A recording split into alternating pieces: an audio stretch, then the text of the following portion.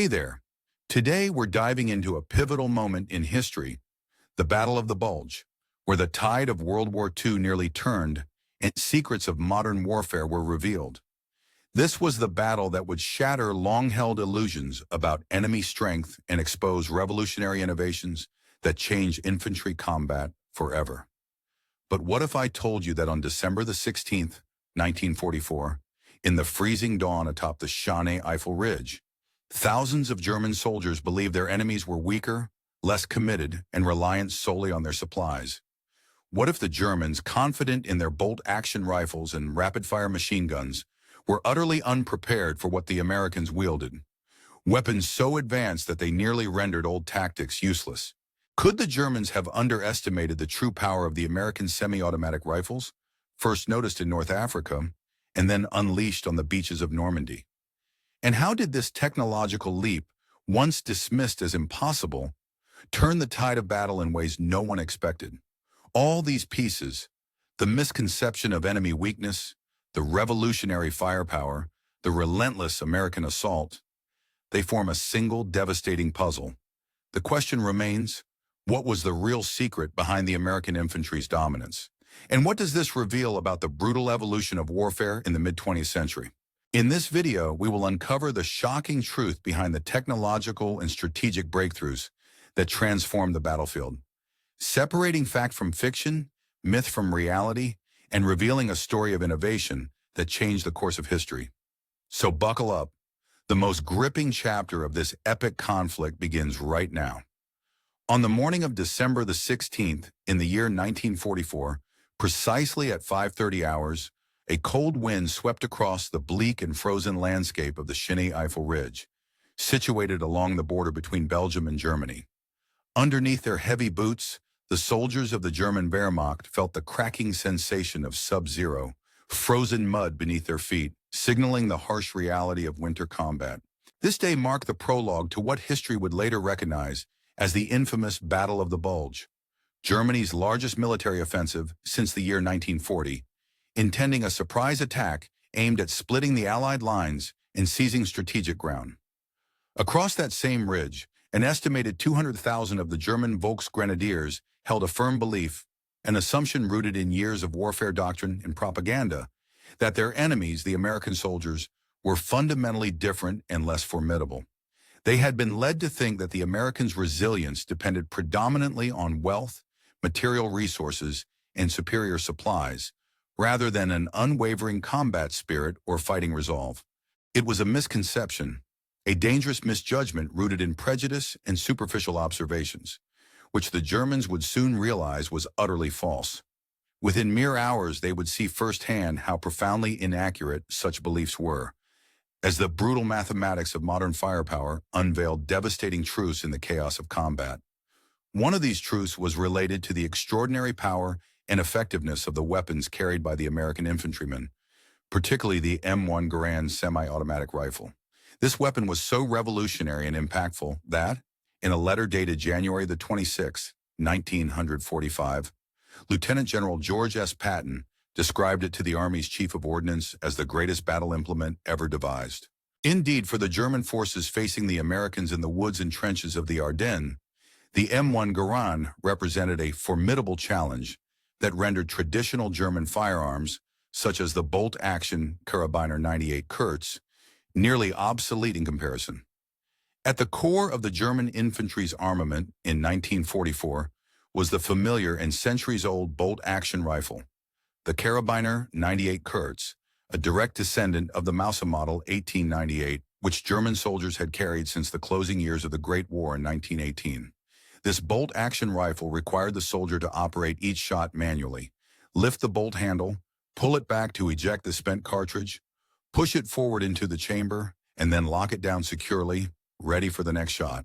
After each firing, this process had to be repeated, limiting the practical rate of fire to roughly 15 accurate rounds per minute for an expert marksman, a pace that, in the chaos of battle, was relatively slow.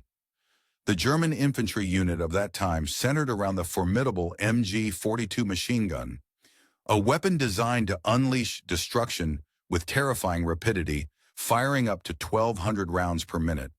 This machine gun was the backbone of German squads, with riflemen assigned primarily the role of protection and supply, standing guard or performing precise shots when necessary. Their standard-issue rifles, the KR-98K, were considered secondary weapons, not primary tools for sustained combat, but rather used for self-defense or battlefield marking.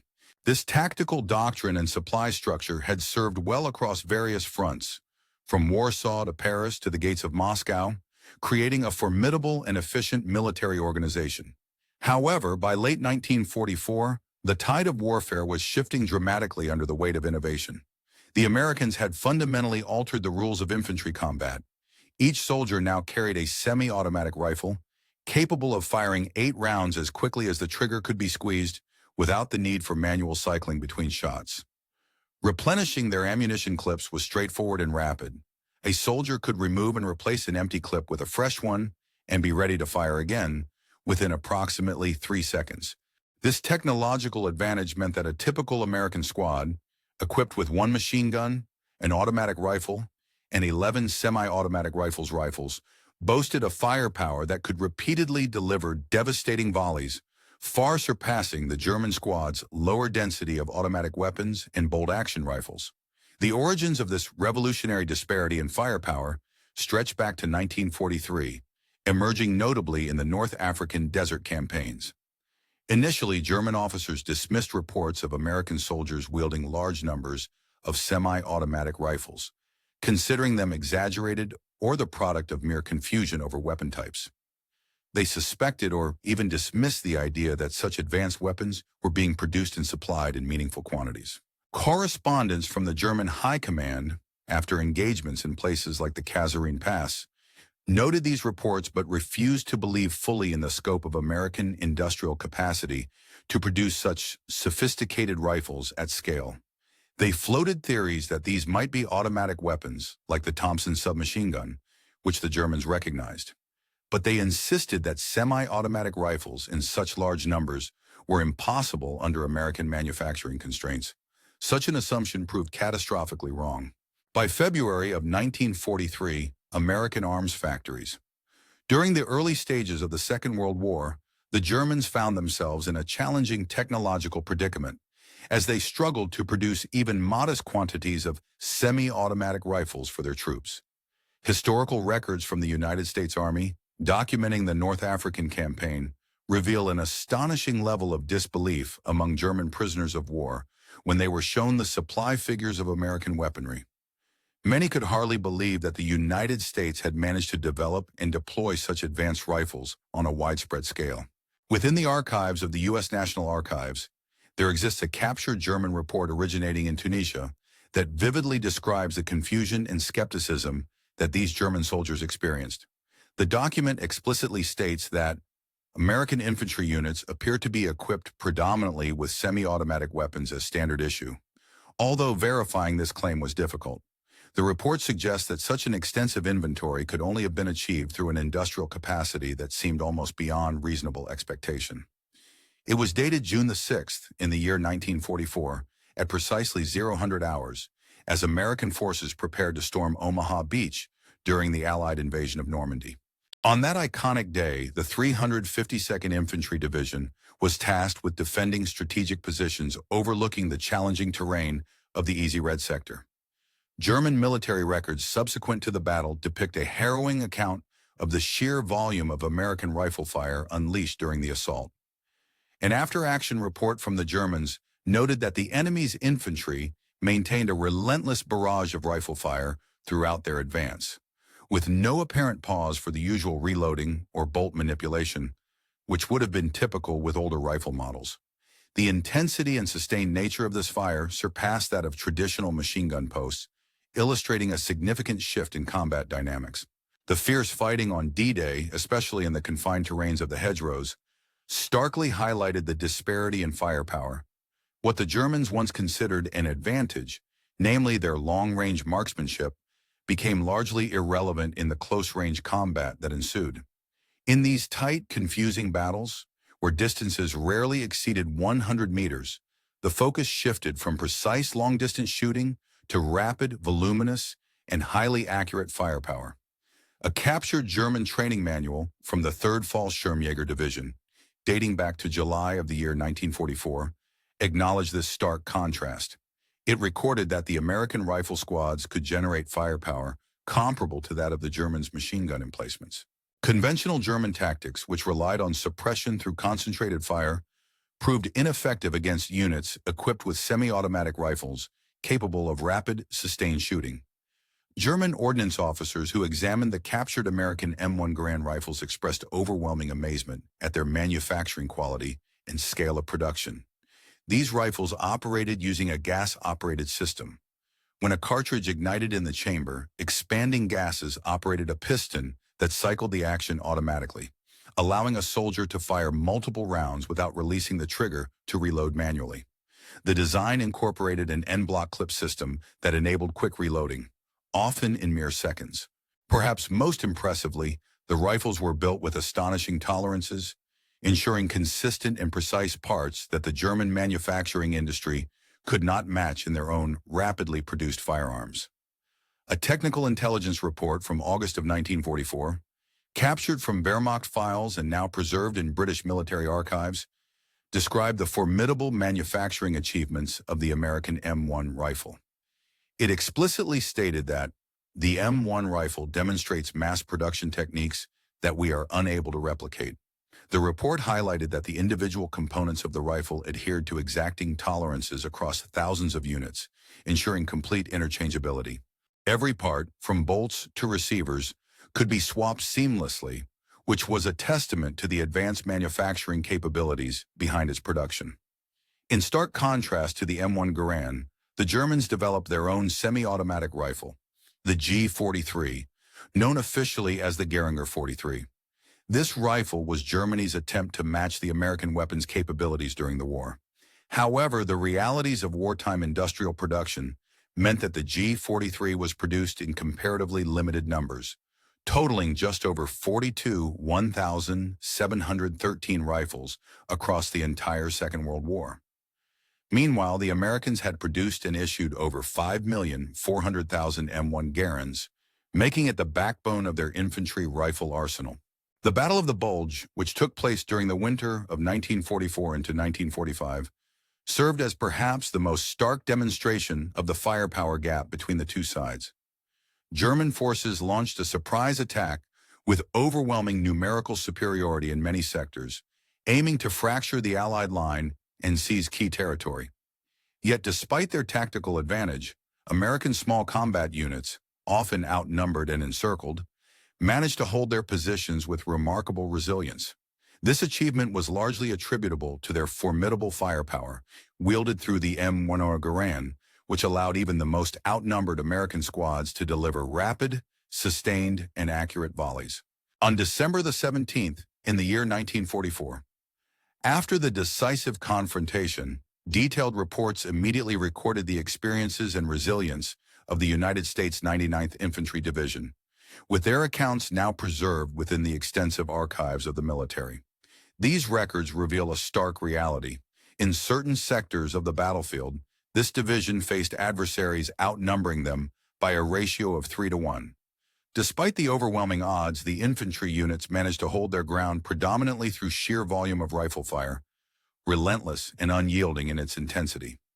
One infantry sergeant vividly described their combat tactics, stating, "We just kept firing. 8 rounds, reload, 8 more rounds." His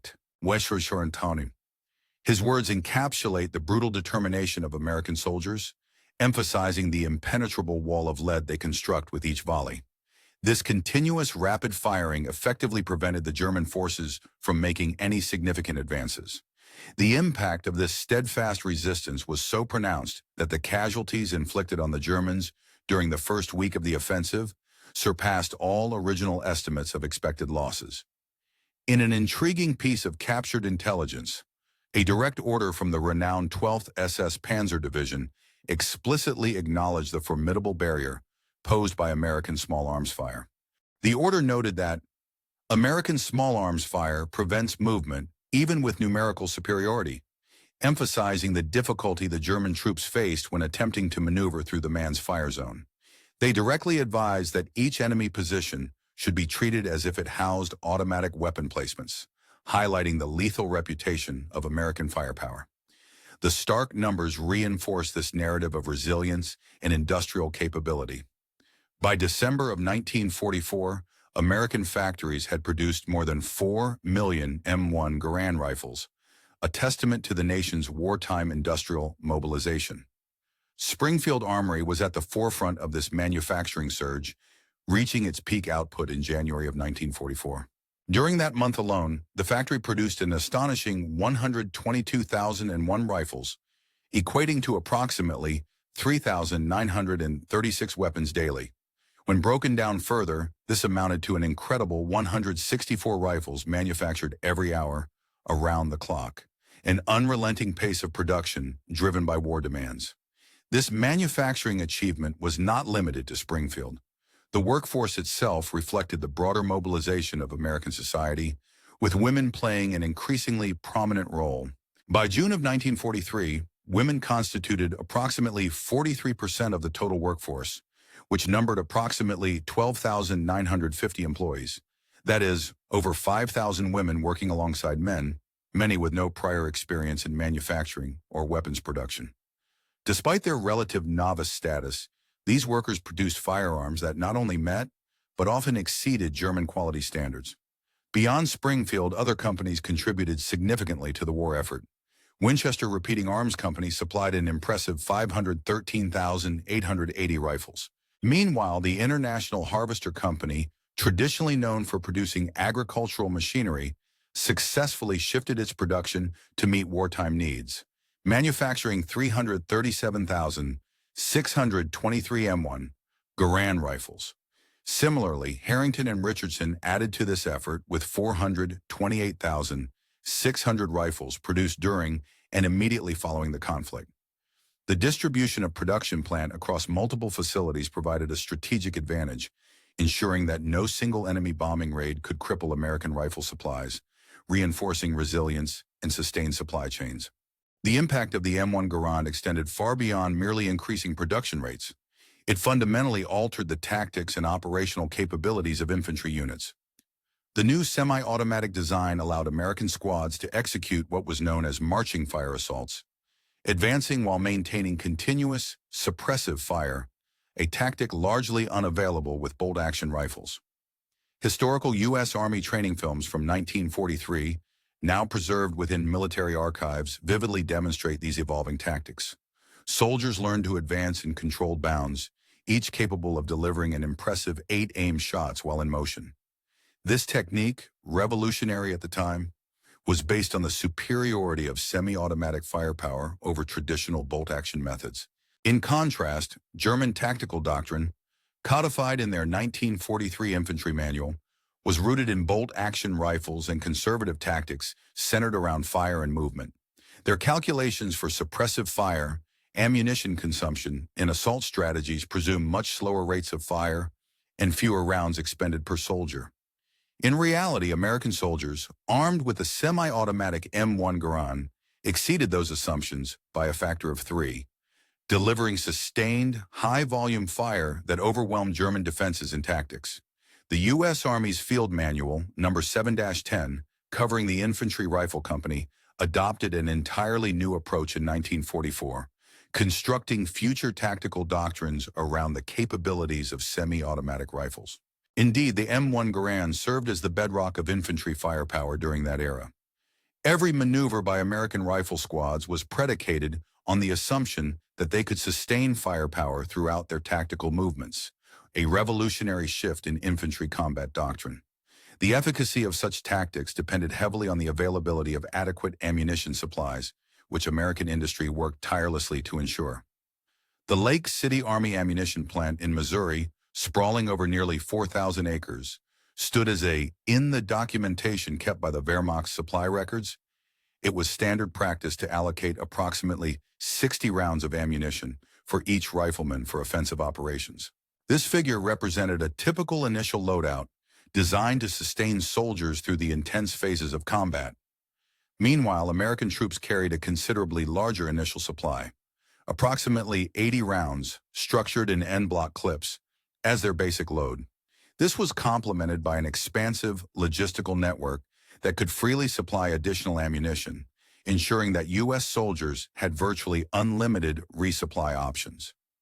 This logistical advantage proved critical, especially in the blistering cold of January 1945, during a campaign where supply lines, despite the harsh conditions, remained robust enough to sustain the American war effort.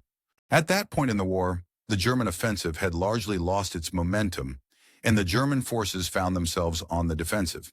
They faced a determined American counterattack, set against the biting cold of winter that year. Cold weather is often viewed as a natural advantage for defending troops since it can hinder the attacking force's mobility and stamina. However, winter conditions turned out to demonstrate a surprising edge for the American forces owing to the superior design of their primary rifle, the M1 Garand. The brutal cold severely hampered the functioning of traditional bolt-action rifles, revealing yet another aspect of the M1's advantage, a net benefit in cold temperatures that could prove decisive. The harsh Antarctic-like cold affected the operation of bolt-action rifles in multiple ways. Folded hands struggled to manipulate the bolts due to numbness and stiffness. The oil and lubricants inside the weapons thickened and became sluggish, rendering the cycling of the bolts stiff and difficult. In contrast, the semi-automatic M1 Garand, which relied solely on trigger pulls to fire subsequent rounds without manual cycling of the bolt, maintained operational ease. Even when wearing heavy winter gloves, soldiers could open the rifle's trigger and fire, reloading and firing more quickly and reliably than their bolt-action counterparts. This resilience to cold weather conditions was particularly significant. In American medical records from the Battle of the Bulge indicate that frostbite casualties among American riflemen were notably lower than among German soldiers.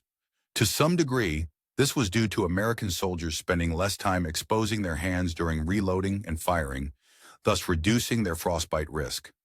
Fast forward to March of 1945, as American troops approached the strategically vital crossing of the Rhine River, the German defenders along the riverbanks faced a most perplexing and overwhelming challenge.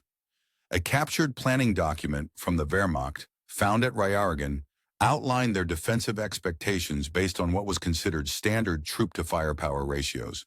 This document adhered strictly to traditional military doctrines, which for centuries had assumed that a single defender could engage 3 attackers, an estimate rooted in the military thinking of the era since the time of Napoleon. Essentially, it was presumed that the rate of fire for each side was proportional and can be simply multiplied, with the defender's firepower multiplying with the number of attackers. However, the use of the M1 Garand drastically altered this equilibrium. American soldiers equipped with this firearm could achieve a firing rate roughly 3 times faster than German soldiers wielding their usual weapons, such as the Karabiner 98 kW bolt-action rifle. This meant that the conventional defense mathematics, predicated on uniform rates of fire, was rendered obsolete almost immediately. The U.S. assault across the Rhine proved to be remarkably successful, with casualties significantly lower than the German defenders had anticipated. A critical reason for this success was the sheer volume of small arms fire that American troops could unleash, suppressing German positions more effectively than traditional calculations had suggested, thanks to the myth-busting firepower of the M1.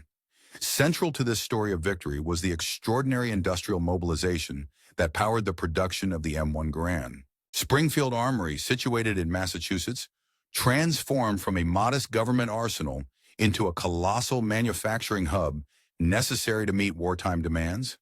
Its main production building extended over a mile in length, symbolizing the scale and ambition of America's wartime industrial effort.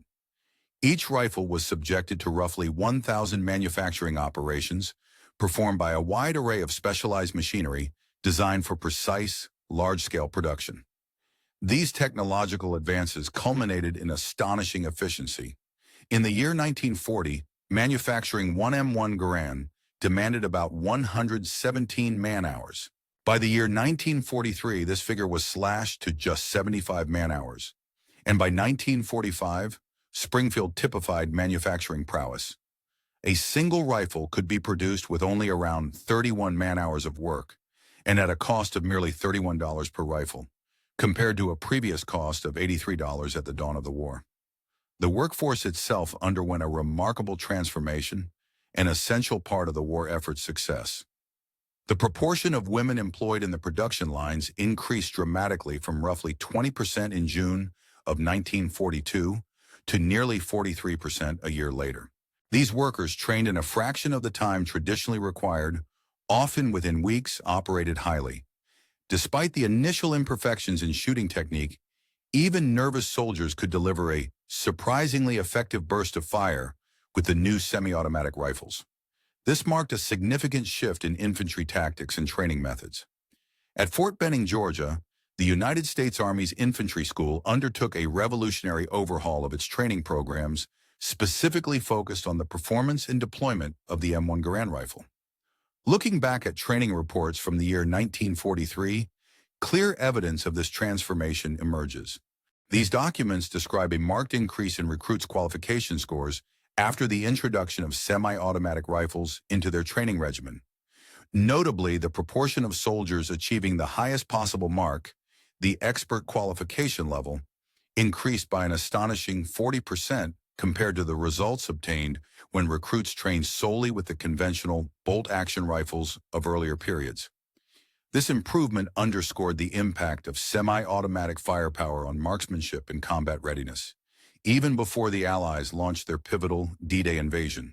Beyond training grounds, the combat effectiveness of the M1 Garand was put to the test during the Italian campaign, a critical conflict that took place from January through May of 1944.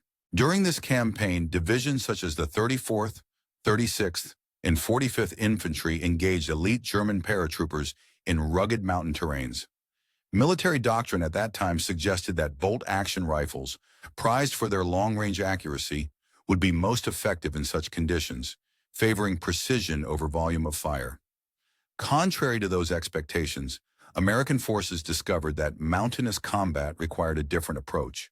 The capability to deliver a rapid stream of fire with minimal delay proved to be far more critical than pinpoint accuracy in the often chaotic, steep, and defensible terrain. The ability of soldiers to rapidly engage multiple threats as they navigated narrow mountain paths and steep inclines made all the difference, providing a decisive tactical advantage. While specific documentation directly confirming the use of M1 Garands at Monte Cassino is relatively limited, the fact remains that these divisions' standard weapons were the M1 rifle, as required by their organization tables of organization and equipment. Germany, for its part, attempted to develop its semi-automatic rifle counterpart. They designed the Gewehr 43, commonly known as the G43. However, this instrument of war proved to be a failure in terms of reliability, production, and maintenance. Although some rifles were produced, verified manufacturing records indicate that only approximately 42,713 G43 rifles ever left the assembly lines, a figure that amounts to less than 10% of the number of M1 Garands manufactured in America. The G43 required an extensive amount of hand fitting, a delicate process that's susceptible to failure. Poor quality control during late war production practically made reproducible consistency impossible, and the rifle's complex assembly meant that only trained armorers could undertake repairs. Unfortunately, these technicians were scarce under wartime conditions, unable to keep pace with the number of rifles malfunctioning in the field. According to official German ordnance reports, the G43 frequently jammed or misfired, rendering it an expensive and unreliable tool rather than a battlefield asset. Allied assessments, captured by Allied forces and subsequently analyzed, systematically judged the G43 to be inferior to the M1 Garand in almost every critical aspect: reliability, accuracy, and ease of maintenance.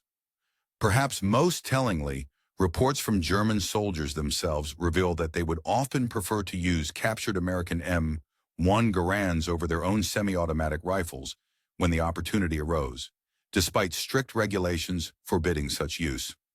The superiority of the American rifles in field conditions was undeniable. Through covert intelligence sources, German staff officers also gained additional insights from the Pacific Theater, where American forces employed tactics similar to those used in Europe, but had the advantage of better weaponry. These reports confirmed that even in the far-off Pacific Islands, elite Japanese forces armed with bolt-action Arisaka rifles were systematically broken down by American troops equipped with the M1 Garand, which provided superior firepower. The conflict at the Battle of Etowah, fought from February to March of 1945, exemplified this point, as American soldiers successfully overcame fiercely defensive Japanese enclaves in some of the most challenging terrain. They achieved this through their ability to deliver sustained fire at the individual level, giving them a critical edge over less well-equipped foes. The systematic superiority of American firepower was so evident that when these reports reached German military commanders via neutral channels, they only heightened a sense of hopelessness in the face of advancing Allied forces. After the war, revisiting these battles through extensive interviews conducted by the United States Army Center of Military History further solidified these assessments. A collection of combat interviews, particularly those involving prisoners of war, repeatedly revealed that German soldiers expressed shock and disbelief at the demonstrated capabilities of American rifles. These prisoners often remarked that the American soldiers' ability to lay down rapid, controlled fire was far beyond what they expected or had previously experienced during their own training or ongoing battles. Overall, the introduction and widespread use of the M1 Garand revolutionized. In the aftermath of World War II, the critical influence of technological advancements in small arms became undeniably evident, especially when analyzing the experiences of those who fought on the European battlefield. Lieutenant General Albert Kessler, who commanded German forces stationed across Italy during the war, reflected in his war memoirs that the combat effectiveness of American infantrymen equipped with semi-automatic rifles provided them with a formidable advantage that German troops could not hope to match. Kessler observed that regardless of tactical developments, the sheer firepower translated into a decisive edge, because each American soldier could unleash 8 rounds with ease, compared to the limited fire capability of their bolt-action counterparts, who were often restricted to firing a single round at a time. This sentiment was corroborated by the testimony of General Hasso von Manteuffel, a commander involved during the infamous Battle of the Bulge. During interrogation, von Manteuffel emphasized that the semi-automatic rifle, primarily the M1 Garand used by American forces, was a game-changer on the battlefield. Its presence not only increased individual firepower, but also rendered traditional suppressive tactics less effective. Without the ability to sustain continuous suppressive fire, German units found it exceedingly difficult to maneuver during engagements, especially when confronted with the rapid, sustained volleys that American soldiers could deliver. The tangible proof of the American advantage lies in the final manufacturing and production records. Official documents attest that over 4,188,669 M1 Garand rifles were produced at Springfield Armory, a leading U.S. government weapons facility. Winchester followed with production figures of approximately 513,800 cover rifles, while International Harvester contributed around 337,623 units. Summing these figures, the total number of M1 Garands manufactured during the war approached nearly 5,468,772 rifles, an astonishing volume that underscores the scale of American armament efforts. Compared to German efforts, the production of their semi-automatic rifles, such as the G43, was considerably lower. Post-war verification of German manufacturing records confirmed the production of around 42,713 G43 rifles across all variants, which, when viewed in proportion to American output, signified a disparity of roughly 13.6 to 1, around 6.5 times less. Notably, at the peak of their manufacturing efforts in January 1944, the Springfield Armory managed to produce approximately 31,936 M1 Garands per day, a remarkable rate that underscored the efficiency of American industrial capacity and the significant logistical advantages that came with it. On the other hand, German factories, which collectively managed to produce about 300 semi-automatic rifles per day, a rate grossly insufficient when scaling against the demands of millions of M1 Garands, struggled to satisfy the supply needs of their troops. Their logistical framework was strained under the weight of war.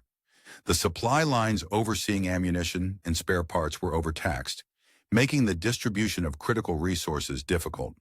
By 1945, American supplies were delivering an astonishing 20 million rounds of ammunition to European forces each day, a volume sufficient to sustain continuous combat. Along with this, spare parts capable of maintaining 3 million rifles and overhaul facilities at depot levels kept American small arms at peak operational readiness.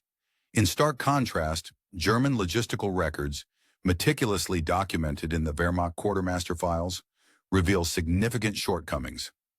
Basic operational ammunition allocations for German troops were limited to 60 rounds per soldier per day, a quantity that proved inadequate for offensive operations, especially when compared to the American standard load of 80 rounds per soldier, which incorporated unlimited resupply provisions. This discrepancy reflected not only logistical challenges, but also a broader military disadvantage.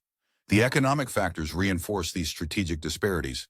By the year 1945, producing an M1 Garand cost the U.S. government approximately $31, an amount considerably reduced from the initial production cost of $83 early in the war, thanks to advances in manufacturing techniques and economies of scale. Conversely, the German G-43 rifle incurred a production cost of roughly 350 Reichsmarks, nearly 4 times what the Americans spent per unit, when adjusted for purchasing power at the time. Despite this higher cost, the German rifle was notably less reliable and more cumbersome to maintain, which further hindered its battlefield effectiveness. The manufacturing process itself also exemplified these contrasts. American factories employed sophisticated machinery that required massive upfront investments, but this infrastructure ultimately yielded dramatic reductions in the per-unit cost, allowing for mass production with high efficiency. German factories, repeatedly targeted and destroyed by Allied bombing campaigns, were forced to relocate and rebuild numerous times, never reaching equivalent economies of scale. Their inability to do so further limited their capacity to mass-produce reliable, cost-effective weapons. The impact of American firepower on German military capabilities was thoroughly documented and studied. The U.S. National Archives contain a wealth of materials recording German reactions, intelligence reports, and captured documents, highlighting widespread astonishment among German officers and soldiers at the performance. In my personal view, the M1 rifle stands out as the most formidable and effective combat weapon ever crafted by human ingenuity. This assertion comes after carefully observing its exceptional performance across the vast and demanding European theater during the Second World War. General George S. Patton, a highly respected and strategic military leader, recognized that victory in combat was not solely dependent on acts of individual heroism or luck, but more profoundly on the sheer firepower that could be delivered rapidly and reliably by rank-and-file soldiers. He understood that technological superiority on the battlefield, especially when accessible to ordinary infantrymen, could decisively influence the outcome of campaigns. During Patton's campaigns with the Third Army, rapid advances and successful operations were partly rooted in this very principle. Units could unleash overwhelming volume of firepower without the need to wait for support from specialized weapons like machine guns, thanks to the capabilities of the M1. This was a game-changing factor, allowing infantrymen to operate with a level of firepower previously reserved for elite units or heavily armed support crews. The inventor behind this revolutionary firearm was John C. Garand, a Canadian-American engineer whose life and work would come to epitomize innovation rooted in practicality and mass production. Born as Jean-Thias Garand, he began his development efforts at the Springfield Armory shortly after the First World War in 1919. Over the years, Garand dedicated himself to refining the rifle's design, culminating in a final version completed in the early 1930s. His design was officially adopted as the standard service rifle by the United States military on January 9, 1936. A striking feature of Garand's development was the emphasis on creating a firearm that could be produced efficiently, even by semi-skilled workers in large quantities, a key concept characteristic of American industrial philosophy. Garand, in a remarkable act of patriotism or perhaps practicality, assigned patent rights entirely to the U.S. government, choosing not to receive royalties, even as his rifle was mass-produced in vast numbers, millions of units that would serve throughout the war and beyond. His approach to firearm design prioritized simplicity, reliability, and manufacturability, values that reflected broader American ideals of efficiency, democratic access to technology, and utilitarian effectiveness. The Create embodied the nation's spirit, a weapon built not for the prestige of a select few, but for universal deployment across the vast army of citizen soldiers. The result was a rifle that helped to win the war, a weapon forged in steel and wood, carried by young civilians, women in home workshops, and teenagers serving as foot soldiers. It epitomized the American concept of 1,000 points of industrial contribution converging into a collective military force, a true arsenal of democracy, where industrial strength translated directly into battlefield power. The strategic implications of this engineering triumph extended well beyond isolated firefights. Commanders in the United States Army could deploy their troops, knowing every infantryman wielded a weapon with inherent firepower advantages that could shape the very tactics and strategies of the conflict. By contrast, German military doctrine depended heavily on specialized units equipped with elite weapons, and their regular infantry often faced a significant disadvantage. German commanders had to adapt their tactics, constantly compensating for the numerical and technological gap at the most basic level. These disparities impacted the operational freedom of German units, whether in patrol missions or major offensives, limiting their tactical options and slowing their decision-making processes. American small units, empowered by the firepower of rifles like the M1 Garand, could conduct independent and autonomous operations with confidence, knowing they possessed a technological edge. German units, on the other hand, felt compelled to rely heavily on machine guns and support fire to compensate for their inferiority, thus curtailing their tactical flexibility and mobility. Military historians and analysts have consistently recognized the importance of the M1 Garand as a decisive element in the American victory. For example, Dr. John Ellis, in his comprehensive analysis titled The Sharp End of War, calculated that American infantry's superior firepower contributed to a marked decrease in casualties, up to a reduction of approximately 40%, compared to forces equipped with bolt-action rifles. This substantial decline in losses directly reflected the advantage provided by the semi-automatic mechanism that enabled rapid successive shots without manually cycling the bolt.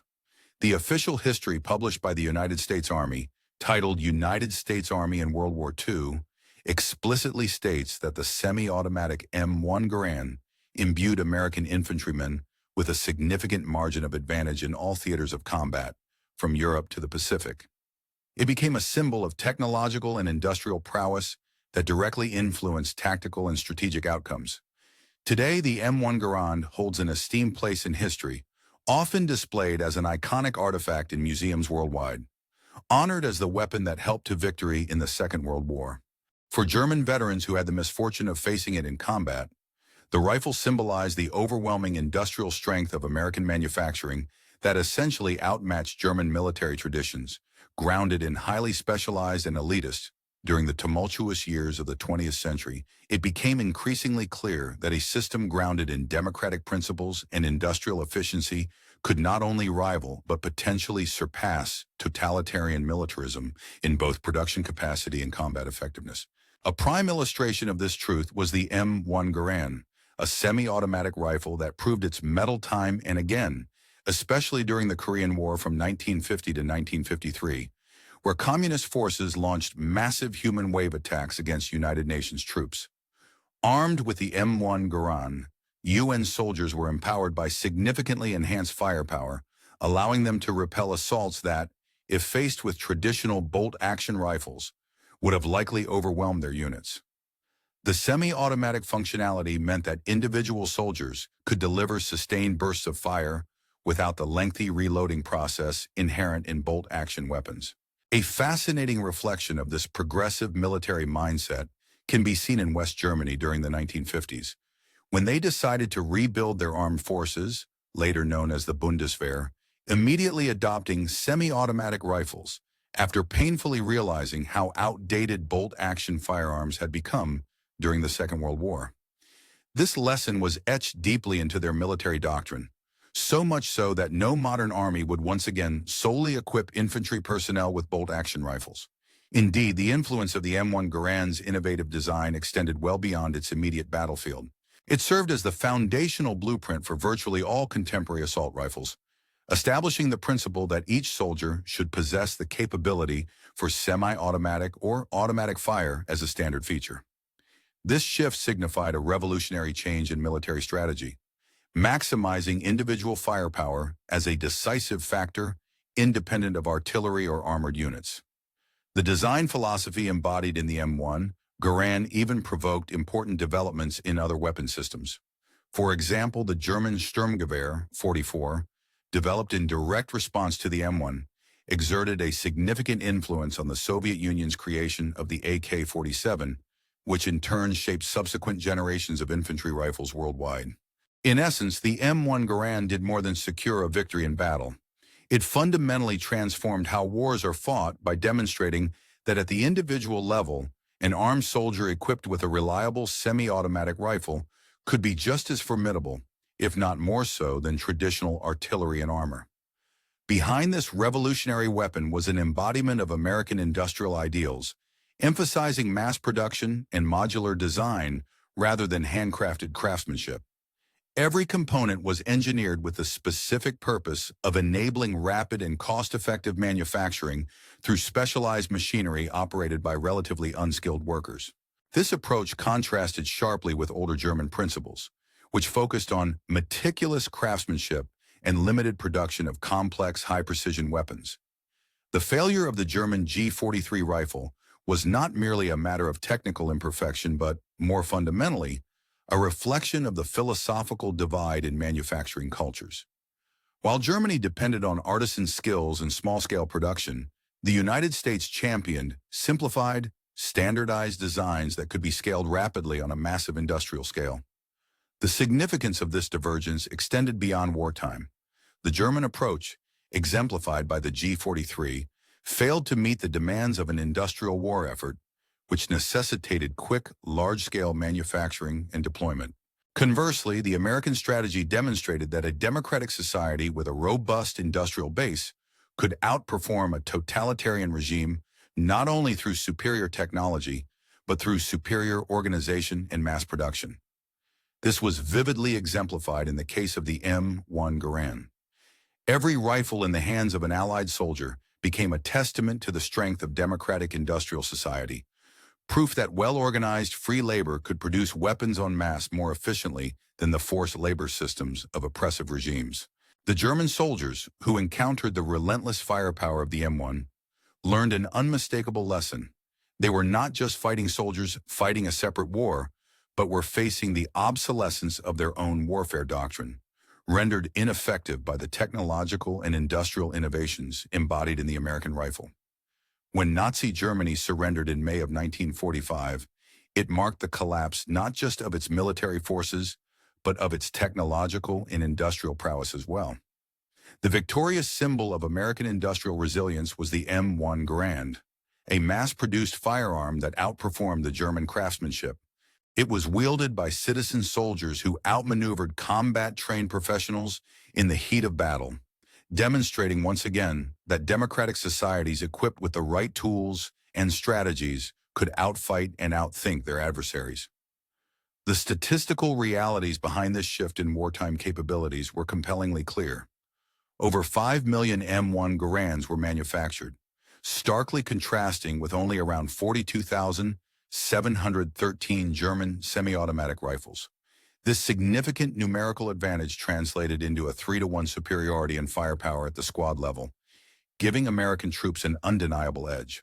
Crucially, this massive disparity also came at a fraction of the cost, as production efficiency drastically reduced expenses, enabling the rapid deployment of vast quantities of advanced weaponry while maintaining quality. Moreover, the streamlined design of the M1 Garand shortened the training period for soldiers, allowing them to become the M1 Garand granted American troops a decisive advantage in firepower, fundamentally transforming the intensity of combat engagements. It was an armament that rendered German forces, armed predominantly with the CAR-98K rifle, increasingly ineffective. These soldiers found themselves continually outgunned in every confrontation. The arrival of the M1 Garand was exactly what General George S. Patton had extolled, a revolutionary weapon that he famously declared to be the greatest battle implement ever created by human ingenuity. Its victory was not rooted in finesse or meticulous precision, but rather in sheer, overwhelming firepower, delivered through millions of rifles forged by the relentless industrial might of the United States, the so-called arsenal of democracy. For the German soldiers who faced the relentless march of American infantry, armed with the Garand, the weapon represented far more than just an improved piece of armament. It became a stark symbol that cast doubt on their entire worldview, one founded on notions of racial superiority, adherence to rigid military tradition, and an unshakable warrior spirit. The limitless capacity of the Garand to deliver rapid semi-automatic fire demonstrated that the tide of modern warfare was shifting away from traditional notions of heroism and elite combat toward a new paradigm that emphasized industrial efficiency and mass production. The iconic 8-round clip in the semi-automatic operation of the Garand embodied the raw superiority of American democracy over the fascist regime of Germany. American soldiers, equipped with this formidable weapon, proved conclusively that democracies, with their emphasis on citizen participation and industrial capacity, could unleash a level of military output and effectiveness that surpassed the most professional and traditionally disciplined armies in the world. This furnace of American manufacturing strength revealed a fundamental truth: that a free society organized around democratic ideals could generate the technological and industrial resources needed to defeat an enemy driven by authoritarian ideology. The German combat soldiers, who often expressed disdain or irritation at the ping of the Garand's spent cartridge cases ejecting with each shot, were really confronting a deeper reality, a realization that their enemy was not merely an armed force, but the very embodiment of an industrial democracy. They were fighting in an opposition that understood the importance of innovation, mass production, and technological advantage, elements that were fundamentally alien to their worldview rooted in heroism, tradition, and racial ideologies. The Garand in its many firefights taught these soldiers that victory in modern warfare did not hinge on individual heroics or ancient martial virtue, but depended on the collective strength of a well-organized industrial system. In the end, the most profound achievement of the M1 Garand lay in its symbolic and practical demonstration that democratic industrial power could overpower even the most structured, disciplined, and motivated totalitarian armies. It was more than just a weapon. It was a testament to the industrial capability and innovative spirit of a democratic society. This remarkable rifle stood as a reminder that the future of warfare would belong to those nations and societies capable of harnessing technological and industrial progress, rather than relying solely on outdated notions of tradition or raw military valor. The German troops, who often griped about the distinctive sound of the Garand's ejector clip, sharp, consistent, and unmistakable, were unwittingly acknowledging their failure to grasp the true essence of what they were fighting against. They were not merely engaged in battle with an army, they were fighting against the very machinery of democracy, its arsenal, its factory lines, its innovative spirit. Today, the M1 Garand remains preserved in military museums and private collections across the globe, a relic of an era that celebrated ingenuity, industrial might, and the democratic ideal of equipping every soldier with the best technology available. Remarkably, even after more than 80 years, the Garand still functions, a testament to its durable, revolutionary design. It continues to be revered as an icon of American engineering accomplishment. It stands as a living monument to the country's creative prowess and industrial power and core democratic principle that the finest equipment should be accessible to all soldiers, not just select elites or specialized units. For those who faced it in combat, the weapon left an indelible impression, an unforgettable symbol of the transformative power of democratic manufacturing and technological innovation in warfare. The M1 Garand proved that the future battlefield would be won not through ideological fervor or tradition alone, but through advanced technology and mass production. It demonstrated that victory belonged to the side that could integrate innovation and streamline industrial processes into its military strategy, traits that turned ordinary citizen soldiers into formidable warriors armed with mechanized superiority. This weapon earned its reputation as the greatest battle implement ever devised because of its indisputable effectiveness across every battlefield on which it was deployed, carried by soldiers who understood they wielded more than just a rifle. They held democracy's answer to tyranny firmly in their hands.